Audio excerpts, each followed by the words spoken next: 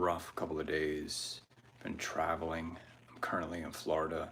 I'm tired. I actually just woke up, about to get a shower. This is gonna be a quick live, and I know it's only been it's been 2 days. Tried to not have any gaps with going live, but unfortunately, it just wasn't in the cards to go every day like I planned I would have. Um, but it was just really hard to get around.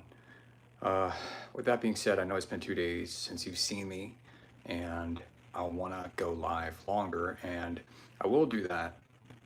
I will probably go live again, maybe sometime later or tomorrow, not necessarily to make up for the time lost, but because I do enjoy doing this. I love talking with you guys and telling stories, and I like telling all kinds of stories. That being said, let me hurry up and get on with this because I do have something to do. But I wanted to hop on here really quick and talk about a story, a valuable lesson. So recently I did work for somebody that's I wouldn't really consider family, but could be. But just family and friends in general, close friends, family in general. I feel like there's some self entitlement when it comes to doing favors, not necessarily favors, or jobs, I should say, because favors are different, but jobs for people like that. Because you get into this thing where they feel that because they know you, you're their friend or you're their family member, that you're going to do it for cheap or for free, or that they feel entitled to your time, your value. So they take advantage of that, and they use that. They use that as a light to, you know, say, well, you're a family member, and make you feel guilty about it. But it's like, where is the gratitude in that? And the reason why I'm talking about this is because I want you guys to be careful. Unfortunately, it's happened to me more than once, and sometimes it's hard to realize you're in the shitstorm um, until it's too late. And this is a classic situation where I once again trusted somebody, this is somebody else, somebody different, to take care of me. Not necessarily in the sense of overpay me, but take care of me, and I wouldn't have to nudge them in any way. Not that I hounded them or make them, pay me this astronomical amount of money, but I want to be paid for the work that I'm going to do. And I did give them a huge discount, by the way. Um, but besides that, they felt they felt like, hang on, guys. They felt as if they shouldn't have paid me at all. Like I should have done this for free. And I should be so happy to help them. And here's the thing, guys. I'm not going to get into the detail because I don't want to spill the beans on them. I don't want to give names. I don't want to do all that kind of stuff. But when you do a job for somebody and you do it, especially, and you do it in like a moment's notice, and you do a good job, and you have a job that you do that has a lot of responsibility and pressure, and you come through for that person, they should gladly be able to help you out, especially when they offer. This isn't like, hey, well, can you pay me? They offered to pay me.